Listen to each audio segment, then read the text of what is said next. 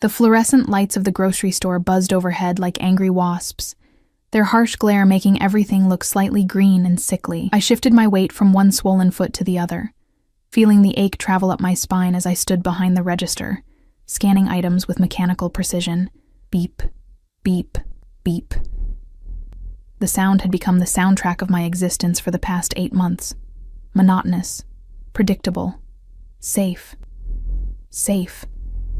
That word tasted bitter on my tongue now. My hand instinctively moved to the swell of my belly beneath the oversized employee vest, a gesture I'd trained myself to suppress during working hours. 7 months along, and I could still hide it under baggy clothes, though not for much longer. The baby, my baby, kicked against my palm, a reminder that some secrets couldn't stay buried forever. "Ma'am, are you listening?" The customer's voice cut through my thoughts, sharp and impatient. "I'm sorry, yes." I forced a smile that felt like cracking plaster. "Your total is $43.75. As she snatched her bags and huffed away, I exhaled slowly, gripping the edge of the counter. The store smelled of disinfectant and overripe bananas, artificial pine from the cleaning aisle mixing with the earthiness of the produce section. It was nothing like the penthouse, all Italian leather and expensive cologne, crystal decanters of whiskey that cost more than I now made in 6 months. Don't think about him. But how could I not? Every dark-haired man who walked through those automatic doors made my heart stutter. Every black car in the parking lot sent ice down my spine. It had been 9 months since I'd signed those divorce papers with trembling hands. 9 months since I'd walked away from Dante Moretti with nothing but the clothes on my back and a secret growing inside me. 9 months since I'd discovered who he really was. The memory surfaced unbidden. Stumbling upon his study door left ajar, seeing him in that chair like a king on a throne, surrounded by men who looked like they'd stepped out of a nightmare. The gun on his desk, the spreadsheets that weren't for his import business, the coldness in his eyes when he'd looked up and seen me standing there, frozen in the doorway. "You weren't supposed to see this, Dolcezza." That word, the endearment he'd whispered against my skin 1,000 times, had sounded like a death sentence that night. I shook my head, forcing myself back to the present. The checkout line was empty now, just me and the industrial hum of the refrigeration units. My shift supervisor, Marcus, was somewhere in the back, probably sneaking a cigarette. I had 10 minutes before my break. 10 minutes before I could sit down and take the weight off my aching feet. The automatic doors whooshed open. I didn't look up immediately, just reached for my scanner, ready to begin the familiar ritual. But something made me pause, a shift in the air, a change in pressure like before a storm.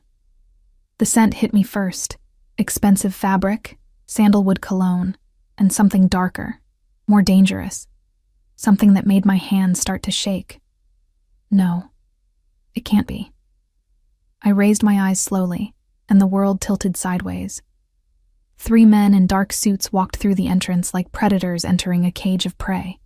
But it was the man in the center who made my breath catch in my throat, who made the baby inside me kick frantically as if sensing my terror. Dante Moretti looked exactly as I remembered, and nothing like I'd tried to forget. Taller than everyone else, his frame commanding attention even in stillness. A charcoal suit that probably cost more than my car, back when I'd had a car. Dark hair swept back from a face that could have been carved from marble by a Renaissance master with a cruel streak. And those eyes, God, those eyes, like black ice, scanning the store with the same calculating assessment I'd seen him use on men begging for their lives. He hadn't seen me yet. He was talking to the man on his left, his head tilted slightly, listening to something being murmured in his ear. The man on his right, tall, scarred, built like a concrete wall, had his hand inside his jacket. Security. Always security. My heart hammered against my ribs so hard I thought they might crack. I could duck down, hide behind the register, pretend I was checking inventory. I could run to the back, claim I was sick, slip out through the employee exit before His gaze swept across the checkout lanes and locked onto mine. Everything stopped. The buzzing lights, the piped-in music, my own heartbeat. For one infinite second, we simply stared at each other across the expanse of discount linoleum, and clearance displays. I watched emotions flicker across his face too quickly to name. Surprise, recognition, something darker that made my stomach clench. Then his eyes dropped, down from my face to my body, to the counter that separated us, and his expression didn't change, but something shifted in the set of his shoulders, the angle of his jaw. Even from this distance, I could see his hands curl into fists at his sides. The man next to him said something, touched his arm, but Dante didn't respond. He just kept staring at my belly, at the secret I'd hidden for 9 months, at the evidence of what I'd done, what I'd taken from him. I should have run, should have grabbed my purse from under the counter and bolted for the exit. But my feet had grown roots, my body betraying me the way it always had around him. All I could do was stand there, one hand unconsciously moving to protect my stomach, as Dante Moretti began walking toward me. His men fell into step behind him, and every customer between us seemed to instinctively move aside. It was like watching the Red Sea part, except instead of salvation, destruction was heading straight for me. His footsteps were silent, expensive Italian leather on cheap tile, but I could feel each one like an earthquake tremor. He stopped at my register. Up close, I could see the details I'd tried to forget. The small scar above his left eyebrow from a childhood fight, the way his jaw tightened when he was controlling his temper, the gold signet ring on his right hand that bore his family crest. The same ring that had left indentations on my skin when he'd held my face and kissed me like I was oxygen and he was drowning. Isabel. His voice was exactly as I remembered. Smooth as aged whiskey, with an edge that could cut glass, not a question. Just my name, spoken like an accusation, a prayer, a curse. I opened my mouth, but no sound came out. What could I possibly say? Surprise? You're going to be a father? Sorry I didn't mention I was carrying your child when I left you. Please don't kill me. The man with the scar moved closer, his hand still inside his jacket. Dante raised one finger, just one, and the man froze. That tiny gesture, that absolute authority, reminded me of everything I'd run from. The power, the violence. The world where a single gesture could mean the difference between life and death. When? Dante's voice was barely above a whisper, but it cut through the ambient noise like a blade. When were you going to tell me? My throat felt like sandpaper. I wasn't. Something flashed in his eyes, there and gone so quickly I might have imagined it. Hurt? Rage? Betrayal? But when he spoke again, his voice was even colder, more controlled. How far along? That's none of your... How far along, Isabel? He leaned forward slightly, and I caught that scent again. Sandalwood and danger and memories of silk sheets and champagne at 3 a.m, because unless I'm mistaken about basic biology, that child is mine. The baby kicked hard, as if in agreement. I pressed my hand against the movement, and I saw Dante's eyes track the gesture, saw his jaw clench even tighter. 7 months, I whispered. Almost 8. I watched him do the math, saw the moment he realized what that meant. His hands gripped the edge of my counter so hard his knuckles went white. You were pregnant when you left. It wasn't a question, but I nodded anyway. You were pregnant when you signed the divorce papers. Another nod. I felt tears burning behind my eyes, but refused to let them fall. I wouldn't cry in front of him, not again. You were pregnant, and you hid it from me. His voice had dropped to something barely audible, but the fury in it made me step back instinctively. You took my child and disappeared into this... He gestured at the store with barely concealed disgust. Nowhere? And you thought I wouldn't find out? I stopped, swallowed hard. I hoped you wouldn't look. He laughed then, a sound completely devoid of humor.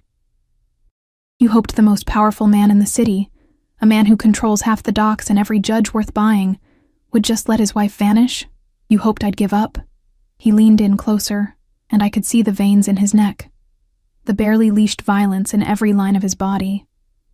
Did you really think I'd stopped looking for you, Dolcezza? Did you honestly believe I'd let you go? The endearment sounded like a threat now. Or maybe it always had been, and I'd just been too young, too naive, too stupidly in love to hear it. Dante. Please. No. He cut me off with a slash of his hand, No more pleases, no more running. He straightened up, and suddenly the mask was back. The cold, controlled face of the man who ran an empire built on blood and fear. "You're coming with me. Like hell I am." The words came out stronger than I felt.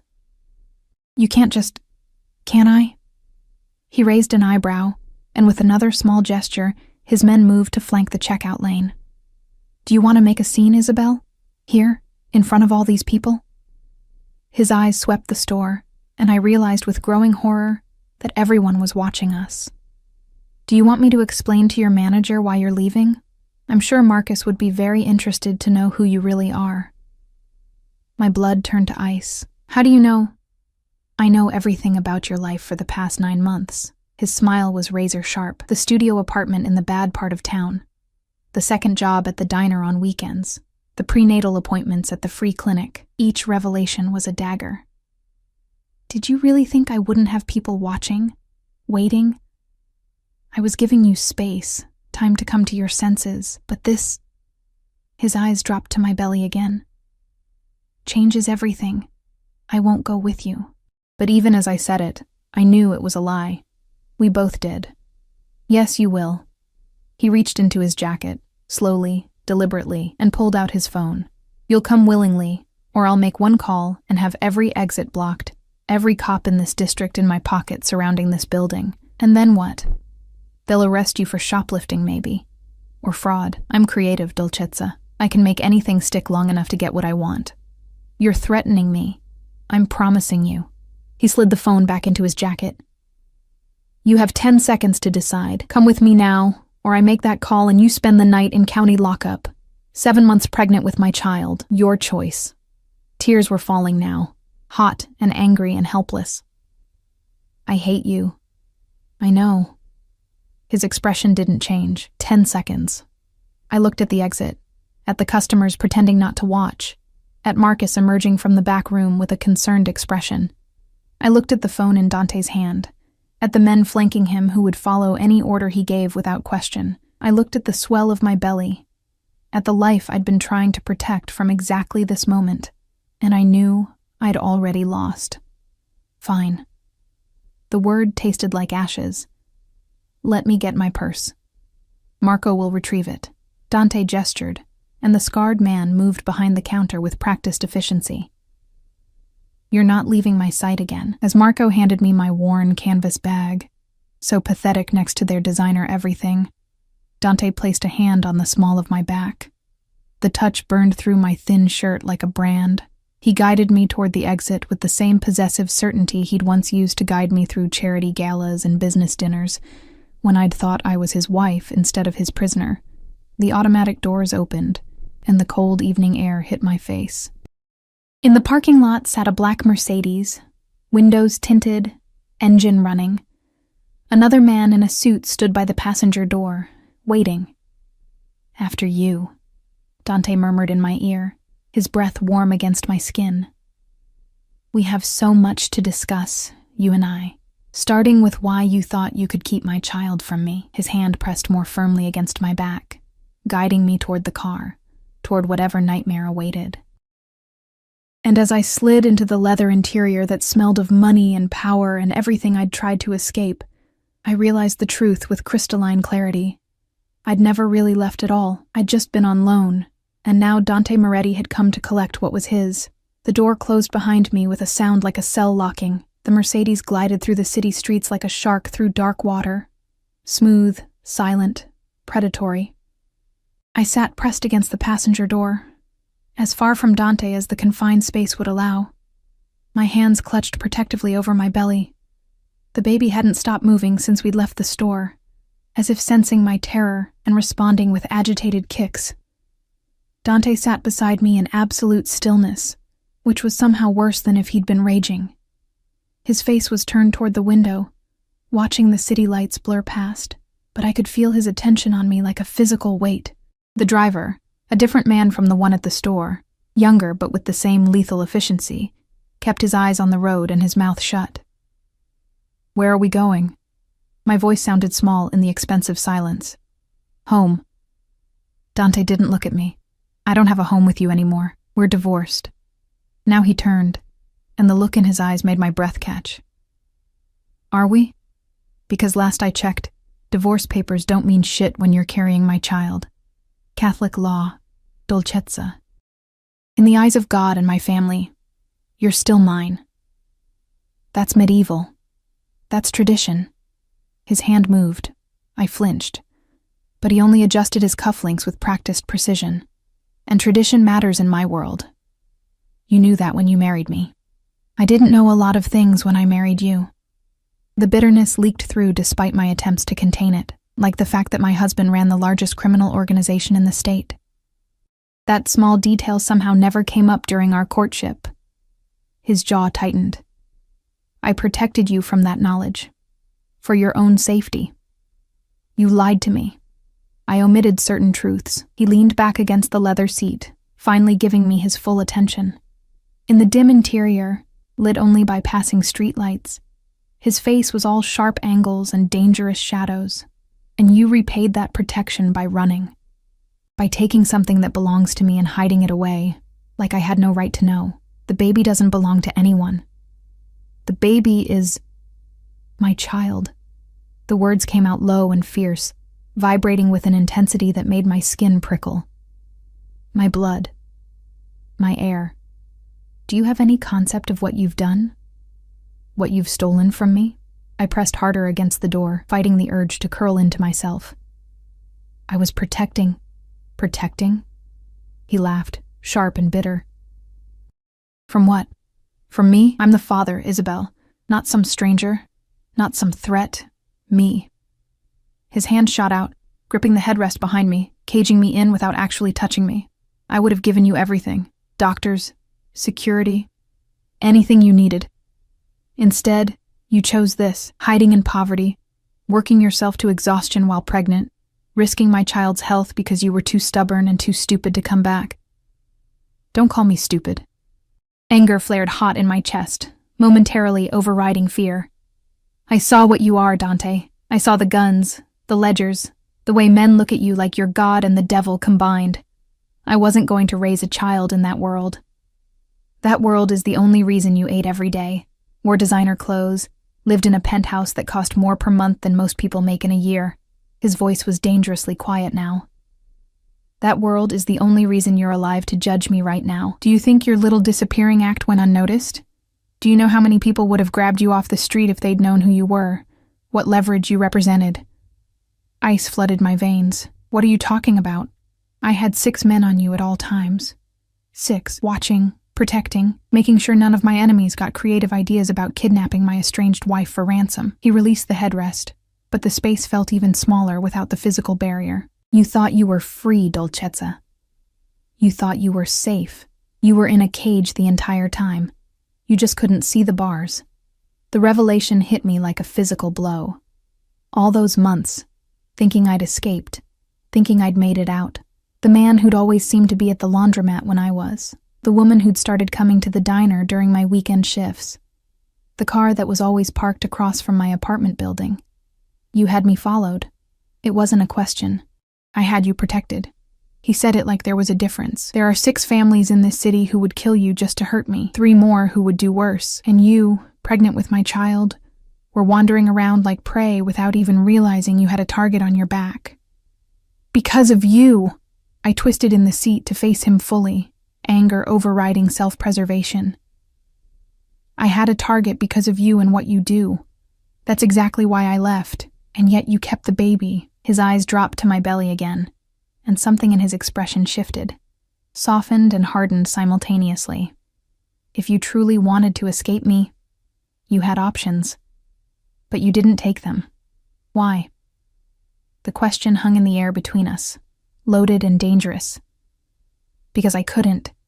Because despite everything, the lies, the violence, the fear, some part of me had wanted to keep this piece of him, this piece of us. From before I'd known the truth, that's what I thought. Dante's voice was almost gentle now, which was somehow worse than his anger. You can hate me all you want, Isabel.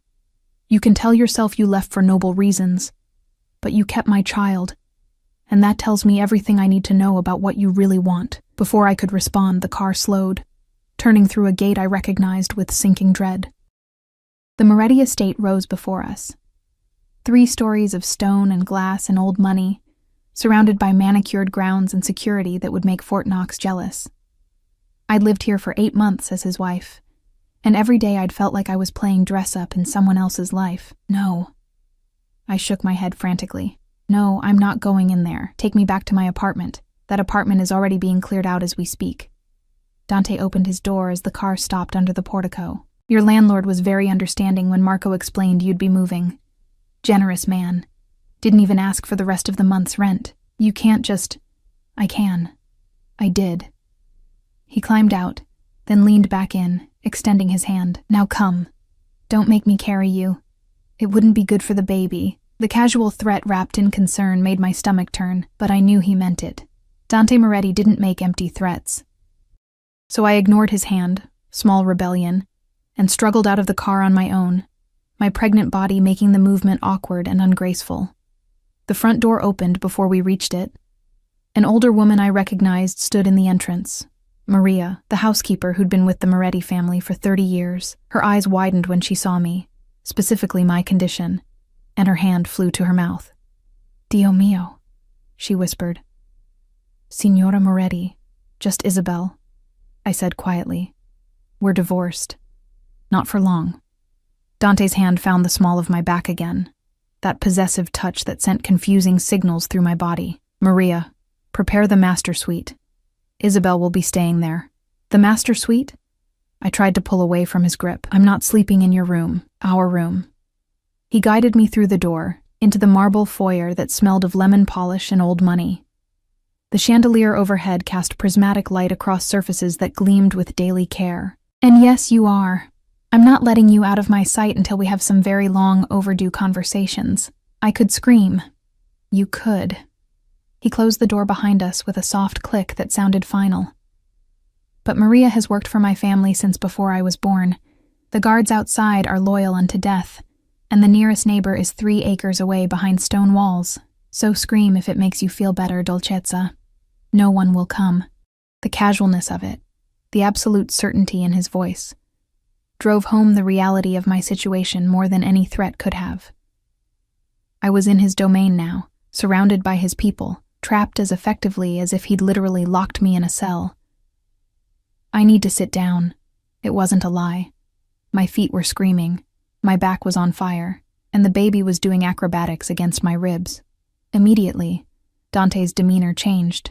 His hand moved to my elbow, supporting weight, his other hand hovering near my back. The sitting room. Maria, bring water and something light to eat. She looks pale. I'm fine, I protested, but let him guide me anyway, because the alternative was collapsing on his expensive marble floor. The sitting room hadn't changed, still decorated in rich burgundies and golds, still smelling faintly of the cigars his father used to smoke before his death 3 years ago. Dante settled me onto the leather sofa with surprising gentleness, even grabbing a pillow to place behind my back without being asked. When did you last eat? He crouched in front of me, and this close I could see the fine lines around his eyes that hadn't been there 9 months ago, the shadow of exhaustion beneath them. I had lunch. What lunch? A sandwich. From the vending machine at work. Something flickered across his face. Anger, disgust, pain. I couldn't tell. A vending machine sandwich, while carrying my child, Cristo. Some of us don't have the luxury of personal chefs, and you had that luxury. His control cracked, voice rising. You chose to give it up. You chose poverty and vending machine food and a goddamn job that has you on your feet for 8 hours while 7 months pregnant. He stood abruptly, running a hand through his hair in a gesture I recognized, the one he made when he was trying not to lose his temper. Do you have any idea what it's been like, watching you through reports, knowing you were struggling, knowing you were in danger, and not being able to intervene because you'd just run farther? I stared at him. This man who I'd loved and feared in equal measure, who looked like he'd aged years and months. You could have just let me go. No. He met my eyes, and what I saw there made my breath catch. I really couldn't. Maria arrived with a tray, water, crackers, fruit, cheese. Real food, not the instant ramen that had become my dinner staple. My stomach growled traitorously. Eat. Dante gestured to the spread. We'll talk after you've rested. I don't want to rest here. I want to go… Where? He cut me off. To that apartment that's already empty? To the store that's already called in a replacement? To the diner where I've already informed them you won't be returning? He pulled up a chair across from me, sitting with his elbows on his knees, hands clasped. You don't have anywhere to go, Isabel. You have no money. I have savings. In an account that's been frozen pending investigation of suspected fraud. His expression didn't change. A call I made 30 minutes ago, along with alerting your bank that your debit card was possibly stolen and should be deactivated. The room tilted. You're cutting me off from my own money? I'm ensuring you can't run again. He said it matter-of-factly, like he was discussing the weather. I'm ensuring that you and my child stay exactly where you belong. Here, where you can be protected and provided for. This is kidnapping. This is marriage. Or did you forget the part where you vowed to honor and obey? A slight smile curved his lips, cruel and cold. I remember every word, Dolcezza. Every promise you made at that altar. For better or worse, in sickness and health, till death do us part. You may have filed some papers, but those vows, those were made before God. And in my world, that means something. I grabbed a piece of cheese with shaking hands, partly because I was starving, and partly because I needed something to do besides scream. The baby kicked, and I saw Dante's eyes track the movement beneath my shirt. Can I… He hesitated, and for the first time since seeing me at the store, he looked uncertain. Can I feel it? Absolutely not. The rejection clearly stung, but he nodded tightly. Fine. But understand this, Isabel. That baby is mine. Half mine, at least. And I will be part of its life whether you like it or not. You can cooperate, and we can figure out how to make this work. Or you can fight me, and I will use every resource at my disposal to ensure I get what I want. He leaned forward, and I always get what I want. Even if it means making me a prisoner. Even then. No hesitation, no shame. Though I prefer to think of it as protective custody, for your own good. You're insane. I'm a father. His hand moved like he might reach for my belly, but stopped halfway. Or I will be. And no child of mine will be born in poverty, because its mother is too proud to accept help. Maria returned with more food. Soup now, something that smelled rich and homemade. My stomach growled again, louder this time. Dante gestured for her to set it down, never taking his eyes off me. Eat. Rest. We'll discuss the details tomorrow. He stood, buttoning his suit jacket. But make no mistake, you're not leaving this house until after the baby is born. Maybe not even then. That depends entirely on how well you behave. And if I don't behave, I couldn't help asking, even though I wasn't sure I wanted the answer. His smile was slow, dangerous, and entirely too intimate. Then I'll have to find creative ways to ensure your cooperation. I can be very persuasive when properly motivated, Dolcezza. I seem to remember you discovering that on our honeymoon. Heat flooded my cheeks, anger and something I refused to name. Go to hell. I'll see you there. He moved toward the door, then paused. Oh, and Isabel, in case you're planning some dramatic escape attempt, don't. Every window is monitored. Every door is locked from the outside. The guards have strict instructions not to let you leave under any circumstances. This house is a fortress, and you, my dear wife, are the most precious thing inside it. He left me alone with my soup, my terror, and the growing realization that I'd just walked willingly into a prison of silk and stone, and the man who'd locked me inside still wore my wedding ring. I woke to sunlight streaming through curtains I didn't recognize, in a bed that felt like sleeping on a cloud, wrapped in sheets that probably cost more than my monthly rent. For one blissful moment, I forgot where I was. Then the baby kicked, my back protested, and reality came crashing back. The master suite. Dante's room. Our room, he'd called it, like the past 9 months had never happened. I sat up slowly, taking inventory. Someone, Maria probably, had changed me into a silk nightgown while I'd slept. My work clothes were gone, replaced by a wardrobe I hadn't authorized. The realization made my skin crawl. How deeply had I been sleeping that I hadn't noticed being undressed? The bathroom door opened, and Dante emerged in nothing but dress pants, his chest bare, hair damp from a shower. Water droplets traced paths down his abdomen, following lines of muscle that I'd once had the freedom to touch. Now they just reminded me of all the ways he was dangerous. Physically, emotionally, completely. "You're awake." He grabbed a white dress shirt from the closet, not bothering to hide his body. Why would he? He knew exactly what effect he had on me. Had always known. "How did you sleep?" "Like a prisoner." I pulled the covers higher, suddenly aware of how thin the nightgown was. "Where are my clothes?" "Being laundered, or burned, I haven't decided." He buttoned the shirt with practiced efficiency. "You'll find appropriate maternity wear in the closet. Maria had everything brought in last night." "I don't want your clothes. Then walk around naked. I won't complain." His eyes met mine in the mirror, dark and challenging. "But if you're planning to leave this room, you'll dress appropriately. I won't have my wife looking like she shops at thrift stores." "Ex-wife," I corrected automatically. "Semantics." He knotted his tie, burgundy silk that matched his pocket square. Every movement precise, controlled. The armor of a man who ruled through appearance as much as action. "As far as everyone who matters is concerned, you never stopped being Mrs. Moretti." I threw back the covers, needing to move, to do something besides watch him transform into the dangerous man I'd married. My feet hit plush carpet, so different from the stained linoleum of my apartment. The baby shifted, pressing against my bladder with uncomfortable insistence. "Bathroom's free." Dante gestured without turning. "Prenatal vitamins are in the medicine cabinet. Take them." "I have my own vitamins."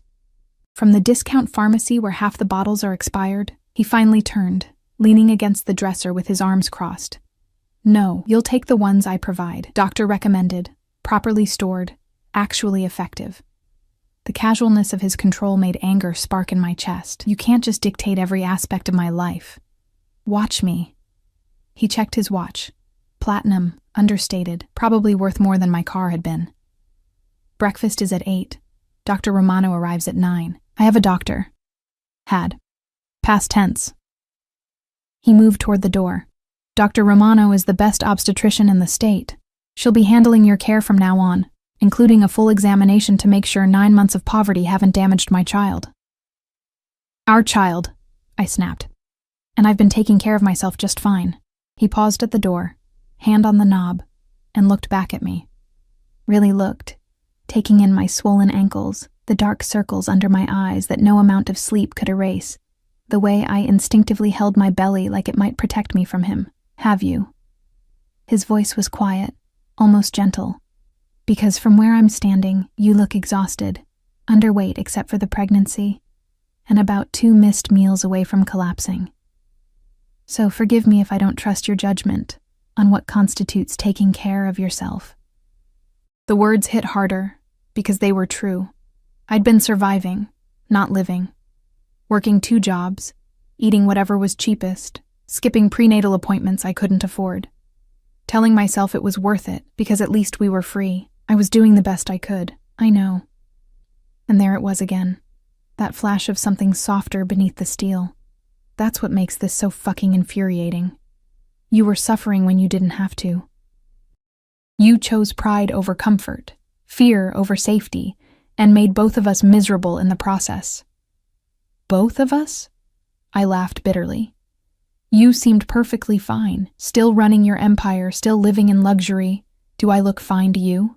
He stepped back into the room, and I saw it then. The weight loss beneath the expensive suit, the tension in his shoulders, the way his jaw was constantly clenched. "I haven't slept more than 3 hours a night since you left. I've torn this city apart looking for a ghost. And every day I got reports about you struggling, suffering, putting yourself in danger.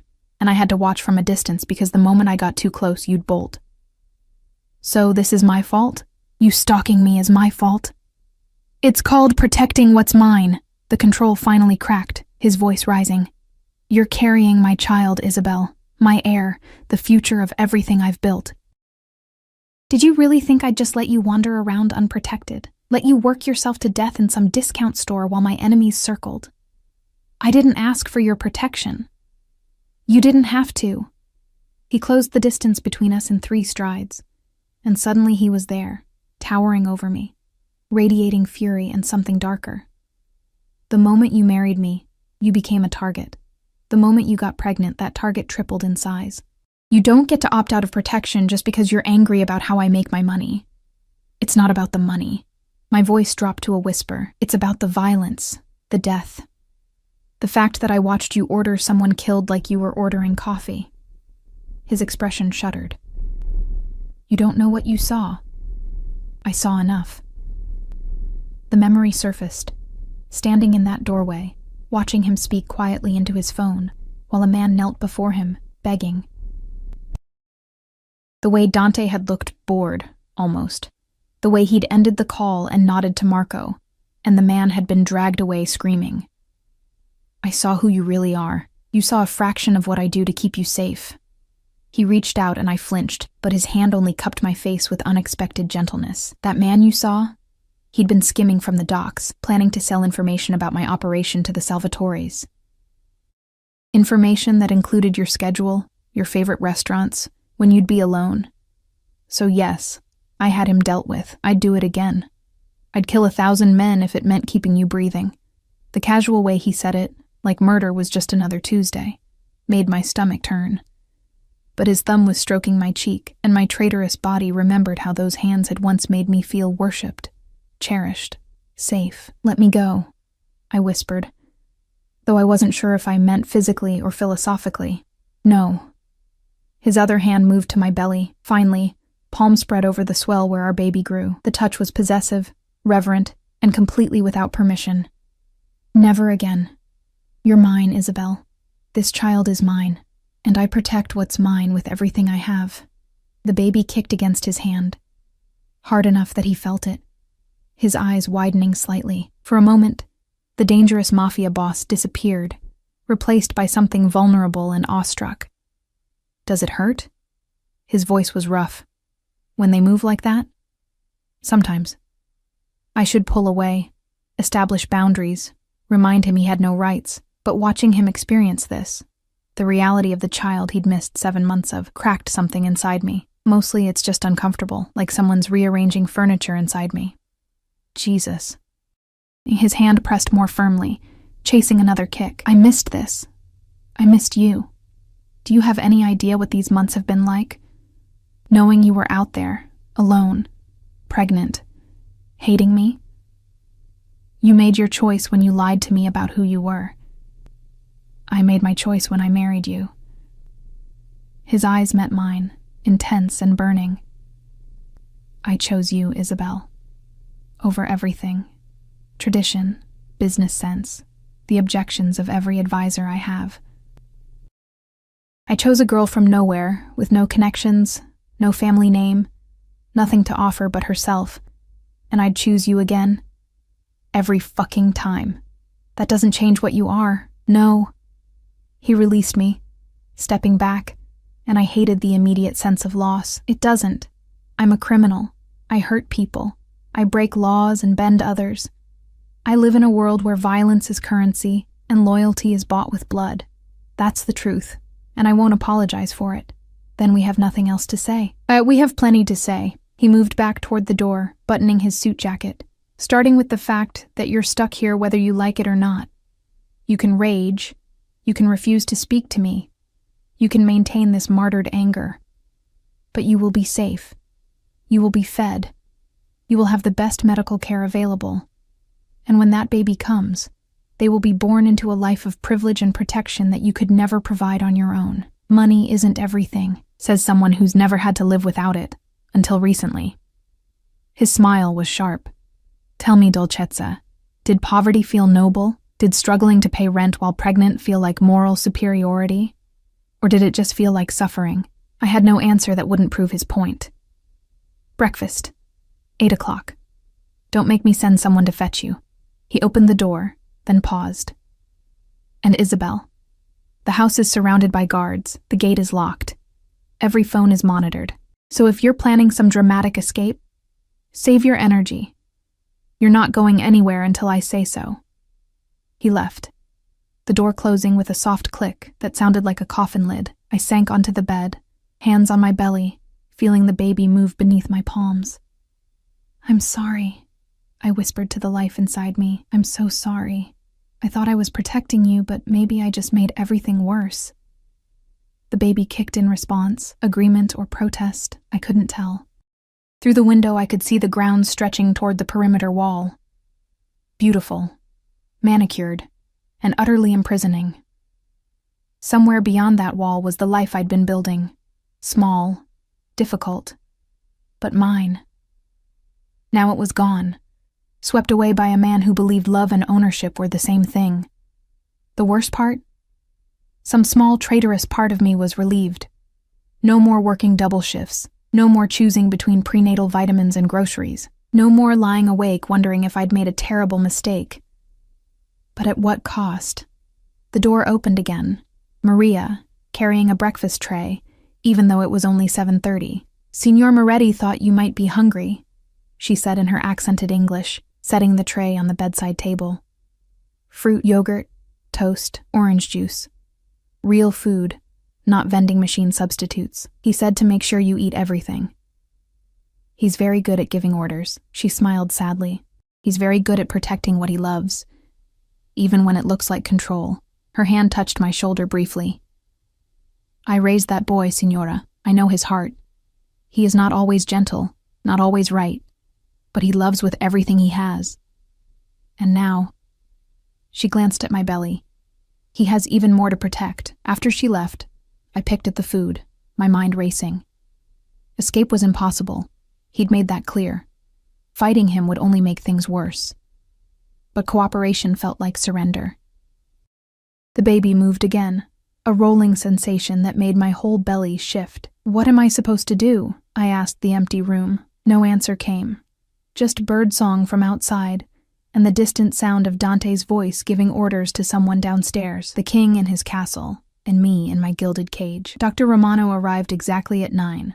A woman in her 50s with kind eyes and an efficiency that suggested she'd dealt with difficult patients before.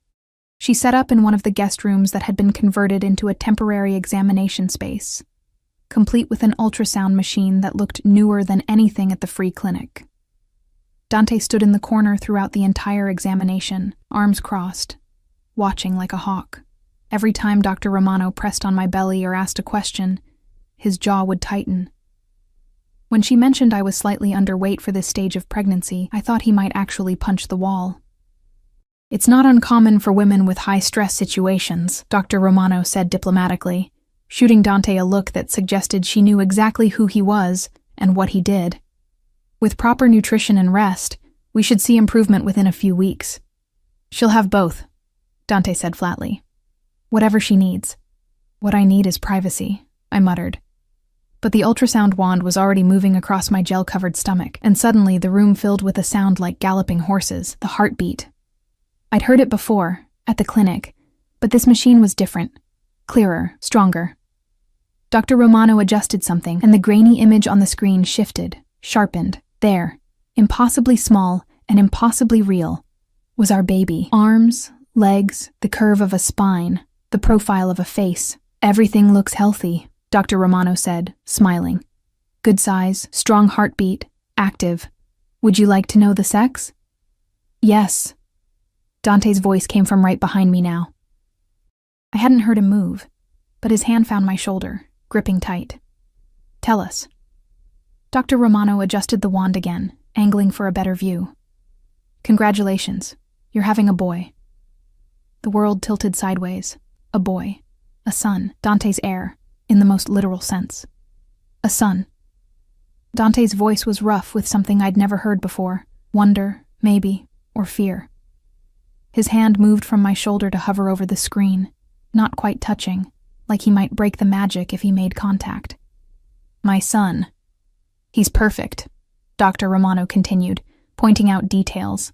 10 fingers, 10 toes, the chambers of his heart pumping steadily. Due date looks to be about 8 weeks out, assuming your dates are correct. "They are," I whispered, unable to look away from the screen. 8 weeks.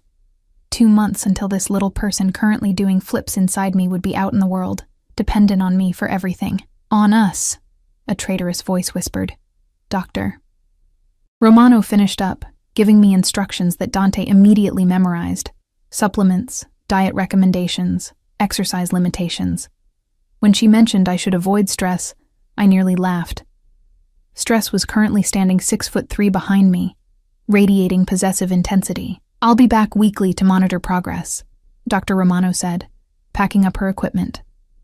Call immediately if there's any bleeding, severe pain, or decreased fetal movement. And Isabel? She met my eyes directly. Take care of yourself.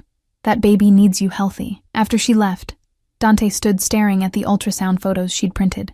4 grainy images of our son, captured in black and white. His finger traced the outline of the baby's profile, with a gentleness that seemed impossible from hands I knew had committed violence. A boy, he said again, like testing the words. I have a son. We don't have anything yet. He's not even born. He exists.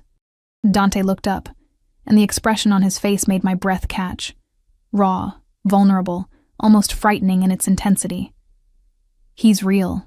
He's mine, and in 8 weeks I'm going to hold him for the first time. He moved closer, backing me against the examination table. 8 weeks, Isabel. Do you understand what that means? That I have 2 months left of this prison sentence? That you have 2 months to accept reality. His hands landed on either side of me, caging me in. You're not leaving after he's born. You're not taking my son away from me. We're going to figure out how to make this work, as a family, or you're going to learn exactly how far I'll go to keep what's mine. You can't force me to stay, can't I? He leaned in closer, his breath warm against my face. I own judges, Isabel, lawyers, police. I could have you declared an unfit mother with a single phone call. Could prove you abandoned your marriage, lived in poverty while pregnant, put my child at risk, and then what? I get full custody, and you get supervised visits if you're lucky. That's not... You wouldn't... Try me. His eyes were black ice. I would burn this entire city to the ground before I let you take my son away from me. So here's what's going to happen. You're going to stay here, in this house, where you're safe and provided for. You're going to give birth to our son with the best doctors money can buy, and then we're going to raise him together, like parents should. As what? Your prisoner? As my wife. He pushed back slightly, running a hand through his hair. The divorce papers? Never filed. I stopped them the day after you left. In the eyes of the law, the church, and everyone who matters, we're still married. Those vows you took, they still stand. The room spun. You had no right. I had every right. You're mine, Dolcezza. You've always been mine. From the moment I saw you in that coffee shop 3 years ago, looking lost and beautiful and completely unaware that you'd just caught the attention of the most dangerous man in the city. His hand cupped my face, thumb brushing my cheekbone. I knew then. I know now. You belong with me, whether you're ready to admit it or not. That's not love. That's obsession. Call it what you want. He released me, straightening his jacket. Doesn't change the facts. You're carrying my son. You're sleeping in my bed. You're eating food I provide in a house I own. Every breath you take is because I allow it. Those are the terms, Isabel. Accept them or fight them. Either way, you're not leaving. Before I could respond, his phone buzzed. He glanced at it, and his expression hardened into something cold and lethal. Problem? I asked, hating that I cared. Business. He typed something quickly, then pocketed the phone. Nothing you need to worry about. Is someone going to die? The words came out bitter. Should I prepare for another execution order? His eyes snapped to mine. That man you saw, the one who made you so afraid of me. Do you know what he was planning? He'd made a deal with the Salvatores to kidnap you. Had your schedule memorized, knew which days you'd be alone. The plan was to grab you, ransom you back to me, and if I didn't pay fast enough, start sending me pieces. Ice flooded my veins. You're lying. I wish I was. He moved to the window, staring out at the grounds. That's my world, Dolcezza. That's what I protect you from every single day. Men who see you as nothing but leverage. Families who would kill a pregnant woman just to hurt me. And you thought running away would keep you safe? You thought poverty was safer than protection? I thought anything was safer than being married to a monster. He flinched. Actually flinched. And I felt a flash of guilt that I immediately tried to suppress. Maybe I am a monster. His voice was quiet now. Maybe everything you think about me is true. But I'm a monster who keeps you alive, who keeps our son safe. And if that makes me the villain in your story, I can live with that. As long as you keep living. The sincerity in his voice, the exhaustion. It cracked something inside me. This man who terrified me, who'd imprisoned me, who claimed ownership like it was love, genuinely believed he was protecting me, believed the cage was kindness. I can't do this, I whispered. I can't pretend we're a happy family. I can't forget what you are. I'm not asking you to forget. He turned back to me. I'm asking you to understand. To see that everything I've done, every lie, every threat, every manipulation, has been to keep you safe, because losing you... He stopped, swallowed hard. When you left, it felt like dying, and I've been dying slowly for 9 months, watching you from a distance, unable to touch you, unable to protect you properly.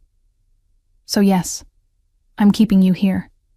Yes, I'm controlling your life, but it's not because I want to hurt you.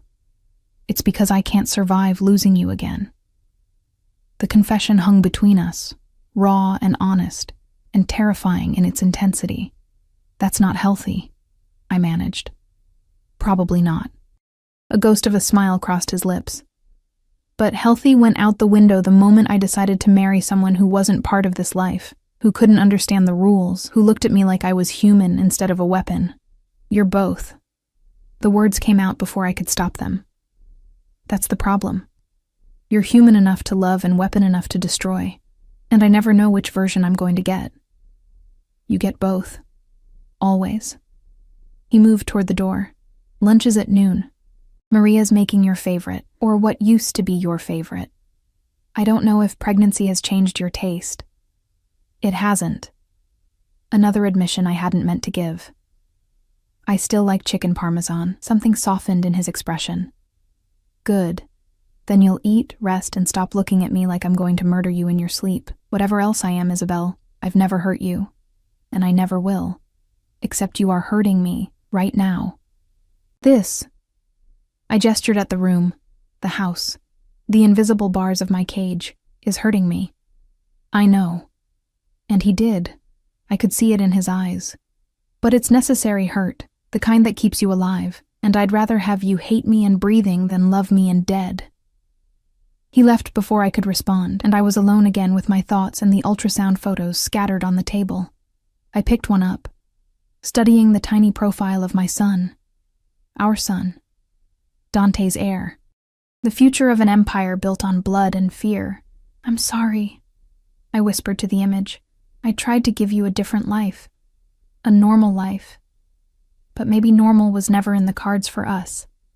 The house settled around me, expensive silence broken only by the distant sound of Dante's voice giving orders, running his kingdom from his throne room downstairs, and I stood in my tower, pregnant and imprisoned, wondering if there was any difference between protection and possession. Or if, in Dante Moretti's world, they'd always been the same thing. 6 weeks passed in a blur of doctor's appointments, enforced rest, and meals I didn't have to cook. 6 weeks of Dante hovering like a dangerous shadow, always watching, always present, always reminding me that escape was impossible. 6 weeks of my body changing, the baby growing, and the walls of my gilded cage becoming almost comfortable. Almost. It was a Tuesday afternoon when everything changed. I was in the garden, one of the few places Dante allowed me to roam freely, probably because it was surrounded by 12-foot walls and armed guards. The spring air smelled of jasmine and freshly cut grass, and for a moment, I could almost pretend I was free. The baby kicked hard against my ribs, and I paused by the fountain, pressing a hand to the movement. He'd been active all day, restless, like he could sense something coming. "Signora Moretti?" Maria's voice cut through my thoughts, urgent and strained. "You need to come inside. Now." The tone made my blood run cold. "What's wrong?" "Just come." Quickly, I followed her as fast as my ungainly body would allow, through the French doors and into the house. The sound hit me first. Raised voices from Dante's study, the kind of angry that preceded violence. Then I saw them.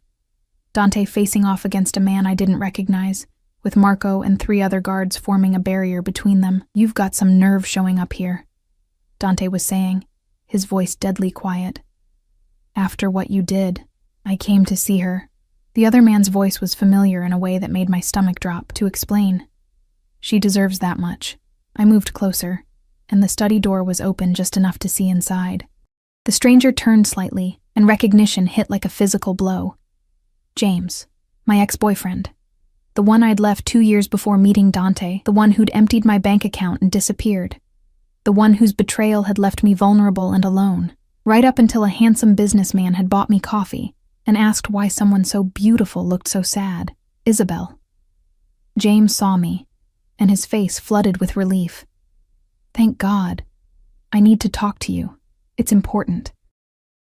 "You need to leave," I said, my voice shaking. "Now."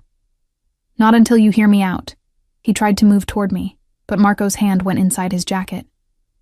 James froze. "Please, just 5 minutes. It's about the baby." The world stopped spinning. "What about my baby?"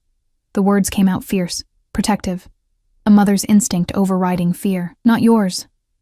James's eyes were desperate, darting between me and Dante. "Mine. Ours. From before." "Isabel, you were pregnant when you left me. Did you know? Did you—" That's impossible. But even as I said it, I was doing math in my head, the timeline, the dates, the fact that I'd been with James right before we'd broken up. And then, no, this couldn't be happening. "You're lying," Dante said flatly, but something in his voice suggested he was already doing the same calculations. "That child is mine, is it?" James pulled out his phone, showing a photo, because I had my lawyer look into it. "Isabel left me 18 months ago. She married you a year ago, and she's 7.5 months pregnant now, which means, get out." Dante's voice was pure ice. "Get out of my house before I have you removed in pieces. I want a paternity test." James's desperation was palpable. "That's my son she's carrying, mine, and I have rights." "You have nothing." Dante moved so fast I barely saw it, grabbing James by the throat and slamming him against the wall. "You think you can walk in here into my home and make claims on my wife and child? You think I'll just hand them over because you've done some math?" "Dante, stop!" I was moving before I could think, grabbing his arm. "Let him go, please." The contact made him freeze. He turned his head, looking at me with eyes so dark and dangerous I almost stepped back. But I held firm, even as my heart hammered against my ribs. "Is it possible?" His voice was barely audible. "Tell me it's not possible." "I don't know." The admission tore out of me, the timeline. James and I were together right before we broke up. And then I met you a month later. I was so sure the baby was yours because we got married so quickly, and I didn't realize I was pregnant until— I couldn't finish. The look on Dante's face was destroying me. He released James, who slumped against the wall, gasping. "Get out. I'll deal with you later. I'm not leaving without Marco." Dante didn't raise his voice. "Remove him. Not permanently. Yet." Marco and another guard grabbed James, who struggled and shouted protests as they dragged him toward the door. His voice faded down the hallway, leaving silence in its wake. Dante stood with his back to me, shoulders rigid, hands clenched into fists. The air felt too thick to breathe. "Say something," I whispered. "What do you want me to say?" He still didn't turn. "That it doesn't matter? That I'll love this child regardless of whose DNA he carries? Because I can't. I can't say that when everything I've done for the past 6 weeks has been based on the certainty that he's mine. We don't know that he isn't, but we don't know that he is." Now he turned, and the pain in his eyes was worse than any anger could have been. "Jesus Christ, Isabel. Did you know? Have you known this whole time that there was a possibility?" "No." The word came out fierce. "I swear to God, I thought he was yours. James and I used protection, and the dates lined up with us. And I never even considered—" My voice broke. "I wouldn't have kept this from you. Not this. Like you didn't keep the pregnancy from me?" The bitterness in his voice cut deep. Like you didn't hide for 9 months, planning to raise my... He stopped, corrected himself. A child without me ever knowing? That was different. Was it? He moved to the window, staring out at the gardens where I'd been standing minutes ago. Or is this just another lie in a series of lies? Another betrayal dressed up as protection? I never lied about the paternity because I never questioned it. Tears were streaming down my face now. You're the one who made me fall in love with you. You're the one who married me, who didn't tell me you were a criminal until I stumbled onto the truth.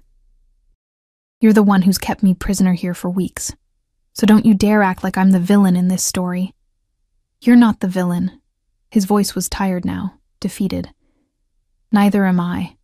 We're just two people who've hurt each other repeatedly while claiming it was love. The baby kicked. Hard enough to make me gasp, hard enough to remind us both what was at stake. We need a paternity test, I said quietly. As soon as possible. Agreed. He pulled out his phone. Doctor, Romano can do a prenatal test. Results in 48 hours. And if... I couldn't finish the question. If he's not mine? Dante's laugh was hollow. Then I've been playing house with another man's family. Threatening and controlling and obsessing over a child that has nothing to do with me. But if he is yours, then nothing changes. He met my eyes across the room. Except now I know that even biology isn't certain. That even the most fundamental thing I believed about this situation might be a lie. Dr. Romano came that evening, professional and discreet. The amniocentesis was quick but uncomfortable. A long needle extracting amniotic fluid while Dante watched with an expression carved from stone. She promised results as soon as possible, then left us in the suffocating silence of uncertainty. The next 48 hours were torture. Dante threw himself into work, disappearing into his study for hours at a time. I wandered the house like a ghost, unable to eat, unable to sleep, unable to do anything but wait and wonder and pray. What if James was the father? What if this entire nightmare had been for nothing? What if Dante threw me out and I ended up back with a man who'd betrayed me once already? What if... The phone call came on Thursday afternoon. Dante answered in his study, and I stood outside the door, holding my breath, my entire future balanced on whatever Dr. Romano was saying. I see. Dante's voice was carefully neutral. Thank you, doctor.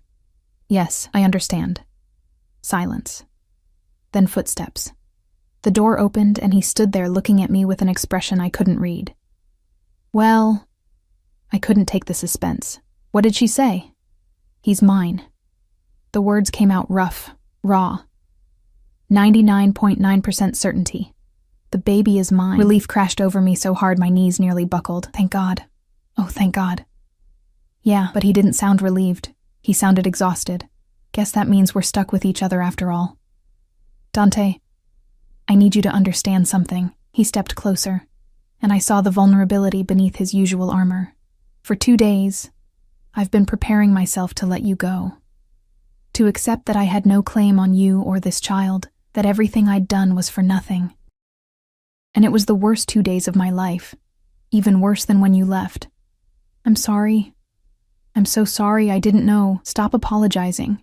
His hands cupped my face, thumbs brushing away tears I hadn't realized were falling. This isn't your fault. It's just life. Messy and complicated and never what we expect. He leaned his forehead against mine. But he's mine. Ours. And that changes everything. Does it? I searched his eyes. Because you're still a criminal. I'm still terrified of your world. Those things haven't changed. No. He agreed. They haven't, but maybe we can find a middle ground. Maybe I can be less controlling, and you can be less afraid. Maybe we can figure out how to be parents without it being a war. I don't know if that's possible. Neither do I.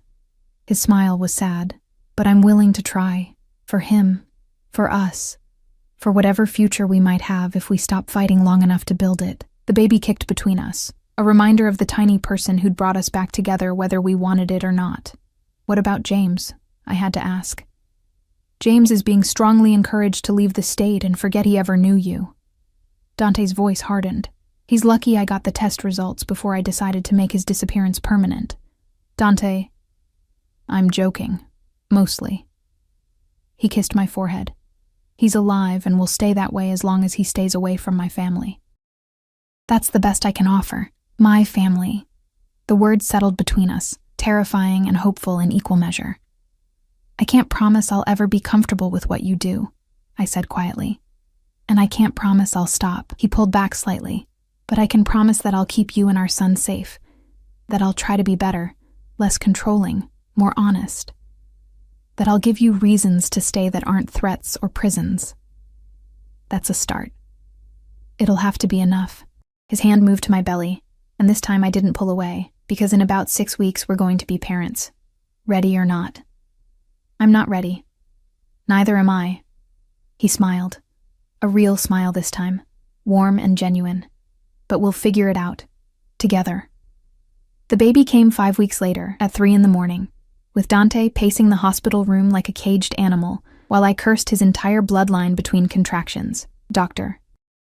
Romano delivered a healthy, screaming, perfect boy who Dante held with shaking hands and tears streaming down his face. He's so small, he whispered, staring at our son like he held the entire universe. How is something so small also so perfect? I watched from the hospital bed, exhausted and overwhelmed, and suddenly certain that everything, the lies, the fear, the fighting, had led to this moment. This tiny person who was half me and half him, who would grow up in a world of danger and privilege, who would never understand how complicated his existence was. What should we name him? Dante looked up, and the love in his eyes was so fierce, it took my breath away. Something that means hope, I said softly, because that's what he is, proof that something good can come from something broken. Asher, Dante said immediately. It means fortunate, blessed. Asher Moretti. I tested the name. I like it.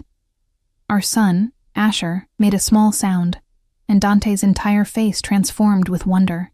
This dangerous man, this criminal who'd imprisoned me and controlled me, and claimed to love me while doing terrible things, was completely undone by 8 pounds of tiny human. I promise, he whispered to Asher, I'll be better for you. I'll try to be the father you deserve. Even if I never quite manage it, we'll both try, I corrected. That's all we can do. Dante looked at me then, really looked, and I saw our future reflected in his eyes. Imperfect, complicated, probably involving more arguments and tears and compromises, but also love, the dangerous, consuming kind that had brought us together and torn us apart, and somehow brought us back again. He leaned over, careful of the baby between us, and kissed me. It tasted like salt, and hope, and new beginnings. I love you, he said against my lips. I know I'm terrible at showing it. I know I hurt you, but I do. I know. And I did. That was the problem and the solution all at once. I love you too. Even when I hate you. Even when I'm terrified. I love you. That's going to have to be enough. It is enough. I touched Asher's tiny hand, marveling at his perfect fingers. We'll make it enough. And in that hospital room, with dawn breaking outside and our son sleeping between us, I chose to believe it. Chose to believe that love could exist alongside fear, that protection didn't always have to mean possession, that we could build something real from the wreckage of everything we'd broken. It wouldn't be easy. Nothing with Dante Moretti ever was. But as he sat beside my bed, holding our son, and looking at me like I was the only thing in the world worth protecting, I thought maybe, just maybe, we had a chance. And sometimes, a chance is all you need.